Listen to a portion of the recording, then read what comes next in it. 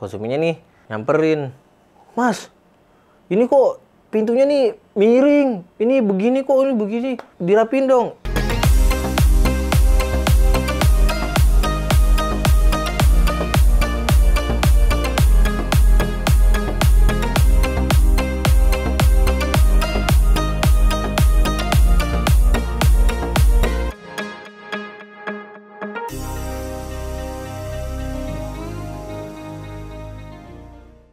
Oke teman-teman, balik lagi sama gua di Q&A desain dapur. Tapi logonya di sini Jaya Lestari. Gua tongol ini karena ada pertanyaan yang mau kita bahas tentang itu desain dapur Jaya Lestari. Jadi gua tongol ini Jaya Lestari Home Furniture and Design. Ya. Jadi gini, pertanyaan yang masuk kali ini ada di Instagram juga lewat DM.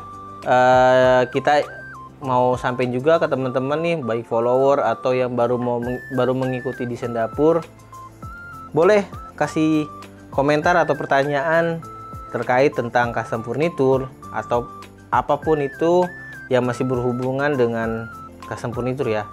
Kalau buat pertanyaan yang tentang di luar itu, takutnya gue nggak bisa jawab nih. Jadi yang gue jawab ya pertanyaan-pertanyaan yang perlu diangkat gitu.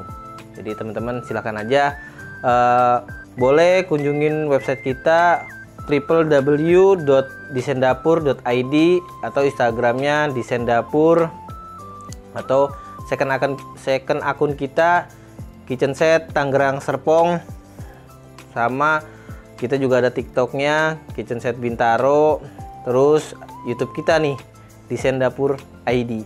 Ada pertanyaan nih, aduh ini kayaknya pertanyaannya serius banget nih. Ini orang antara kepo atau emang penasaran dia sebetulnya nih sama desain dapur.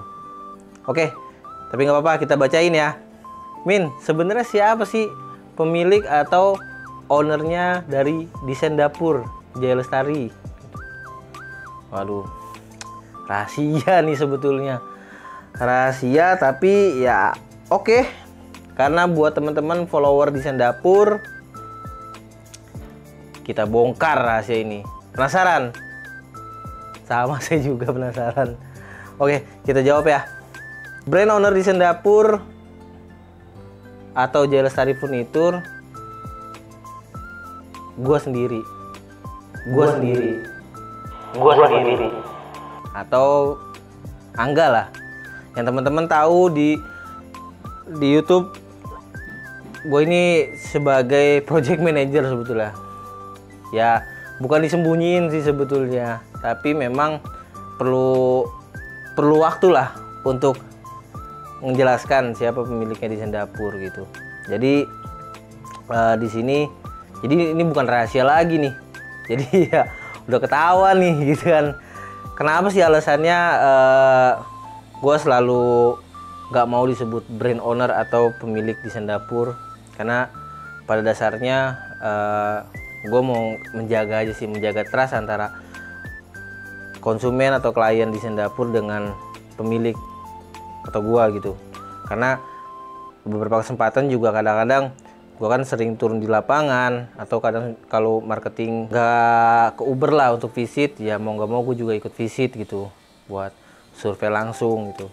Jadi buat ngejaga trust sih sebetulnya. Tapi karena ada pertanyaan ini ya nggak apa-apa, gue jawab gitu. Aduh, jadi ketahuan nih rahasianya. Karena gue selalu mau dibilangnya itu adalah project manager, alias yang menghandle project-project yang ada di desain dapur gitu. Kenapa sih kayak gue tutupin? Mau jaga trust aja. Jadi ini sedikit nih gue ulas pengalaman pribadi ya selama ada di lapangan, dan alasan gue kenapa gue nggak mau dibilang owner gitu. Jadi pernah waktu ada saat lagi pemasangan gitu, gue ini kan lagi pemasangan, gue biasa lah ya, kalau konsumen nih yang tahu nih pasti mau komentar aja di bawah gitu. Di bawah ini boleh komentar teman-teman, konsumennya desain dapur, konsumen yang loyal yang udah tahu lama lah tentang desain dapur, tahu lah gue itu kan kalau mau visit, mau pas lagi pemasangan ya gue biasa aja, nggak yang rapi-rapi banget, nggak jelek-jelek banget gitu, ya begini aja gitu. penampilan pun begini. Nah, suatu ketika kebetulan konsumen itu kliennya marketing gua nih, tapi gua nggak usah sebut lah ya, kliennya marketing gua karena proyeknya lumayan besar dan gue ikut lah dateng, senggang juga gue dateng lah ikut bantu masang. Nah, kebiasaan gue adalah kalau anak-anak lagi masang itu pasti gue ikutan, enggak yang duduk dia ngeliatin gini. Gue bukan tipikal orang yang kayak gitu teman-teman. Jadi ya ikut aja nimbrung, bantuin masangin pintu dan sebagainya gitu.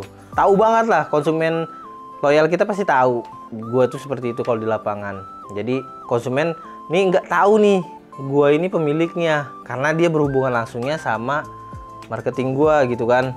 Nah, ini kita lagi masang nih set di lapangan gitu sama anak-anak produksi lah, lagi instalasi. Konsumen ini ya wajar lah ya, namanya konsumen rewel-rewel sedikit itu wajar lah karena posisinya kan lagi diinstal, lagi pemasangan. Nah, pintu itu kan masih belum disetel ya, jadi ada yang turun, ada yang miring, pokoknya gitulah seperti itu. Ada aja lah konsumennya nih nyamperin, "Mas, ini kok pintunya nih miring, ini begini kok, ini begini." Ya kita selalu sampein, "Maaf ibu, ini kan belum selesai, ini lagi instalasi." Wajar kalau emang masih miring karena dari anak-anak pun tim kita nih belum disetel pintunya karena baru diterap-terap aja gitu. Tapi dirapin dong." "Iya," gitu. "Ya nanti kita rapiin bu," gitu kan. Nah, diem lah tuh si konsumennya setelah gue ngomong kayak gitu. Mungkin pikiran si konsumen nih gini, ini orang ditanyain jawab aja gitu. Jadi memang di lapangan itu kalau lagi pasti ada gue yang jawab. Tapi kalau nggak ada ya pasti gue marketing atau anak-anak produksi yang anak-anak yang instalasi yang akan jawab. Tapi mereka pun menjawab sesuai SOP, sesuai aturan mainnya gitu. Jadi yang sekiranya bisa dijelaskan ya kita jelasin gitu. Tapi kan kadang-kadang di lapangan itu konsumen juga ada yang suka berbeda pandangan ya. Itu hal-hal wajar aja sih. Nah, di sini ya gue sharing-sharing aja nih pengalaman gitu. Akhirnya di situ diem lah tuh konsumennya. Yaudah kita terap selesai, nggak ada masalah, selesai dicek sama konsumen. Nah, gue duduk-duduk aja lah di depan tuh sambil ngopi, sambil nungguin anak marketing gue ngejelasin kan proyeknya selesai biar dicek dulu gitu. Gue duduk di depan lah tuh ceritanya sambil ya rokok sebentar gitu kan. Nah, si ibu ini nanya nih ke marketing gue nih, karena kan dia berhubungannya langsung sama marketing ya. "Mas, ownernya mana sih, namanya Mas Angga gitu?" Karena kan taunya kan Angga gitu. Udah akhirnya marketing gue jawab nih, "Ada kok bu, tadi datang." "Loh, datang Mas? Yang mana orangnya?" Wah, konsumen ini penasaran nih, karena kan tadi kan di awal kan dia udah kayak agak ngegas gitu ya. Ya wajar sih itu namanya, bukan ngegas sih, ya agak teliti dan lain sebagainya, itu hal wajar tuh. Cuman ini menarik sih kenapa gue ceritain tuh. Dia, "Lo yang mana Mas?" Nah, marketing gue bilang, "Itu bu orangnya yang di luar gitu, ya pakai topi." Gue kan suka pakai topi nih ya. "Oh, yang tadi." Dia ngerasa nih mungkin karena pas marketing gue bilang gitu, dia ngerasa, "Oh ini nih yang tadi ngobrol sama gue nih, bahas masalah pintu belum setel dan sebagainya gitu." Gak enak dong. Akhirnya dia ngobrol lah tuh sama suaminya, nggak tahu ngobrolin apa, tiba-tiba nyamperin gue nih. Mungkin si ibu ini sama bapaknya nih, konsumen gue nih ngelihat mungkin gue tukangnya juga gitu ya, yang tukang instalasi masang, karena gue ikut naik tangga dan sebagainya, bantuin ngebor sebagainya gitu kan. Tapi emang itu biasa gue lakuin, bukannya pencitraan ya. Gue bukan pencitraan, emang gue mau nyalek gitu kan. Pilih gua 2024. Enggak, tapi emang itu kebiasaan yang gue lakuin gitu sama teman-teman di lapangan. Nah, akhirnya pas dia tahu gue yang di depan ya tadi, ownernya ternyata yang ngobrol sama gue nih tadi, yang berdebat lah bahasanya gitu. Suaminya lah keluar, "Mas Angga ya?" gitu. Ya gue sambil senyum, hehe gitu, senyum gue ya manis lah kan gitu kan. Bilang, "Iya bu, Pak, ya kenapa Pak?" Dia shock, kaget gitu. "Mas pemiliknya gitu, pemiliknya di Sendapur." "Iya Pak." "Kenapa Pak?" "Mungkin tadi di dalam dia ngobrol nih sama istrinya." "Waduh, gak enak nih, tadi ngobrol agak kenceng juga gini-gini." Ya kalau gue kan biasa ya namanya di lapangan, konsumen komplain atau konsumen mau bahas tentang yang dipasang ya itu hal biasa lah. Yang penting kan kita bijak, kita nimpalinnya juga, kita diskusinya juga dengan baik gitu. Tapi si konsumen ini nggak enak nih, sampai nyamperin tuh, minta maaf dia, Mas, maaf ya, tadi istri saya agak rewel, ngomongnya begini gitu, ngomongnya sama Mas lagi. Istri saya pikir Mas tukangnya, dalam hati gue, ya muka gue memang muka tukang ya, muka tukang instalasi gitu. Ya karena biasaan di matahari kan, jadi ya kayak beginilah tampangan gue gitu kan. Ya gue bilang aja, nggak apa-apa Pak, santai-santai, aman-aman Pak sama saya, tenang-tenang. Ya karena pekerjaan saya ya begini Pak, saya mah nggak bisa diem di lapangan, ya tetap bantu gitu. Iya Mas, maaf ya tadi mungkin omongan istri saya gini-gini. Nggak apa-apa Pak, aman, santai, ya gue bilang gitu kan.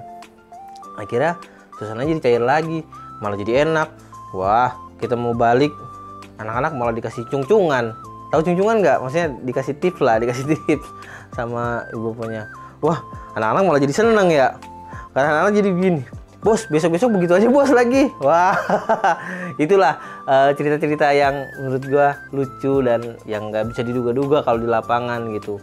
Selain instalasi ada masalah gitu, tapi ada hal-hal yang menarik yang kita mau angkat gitu.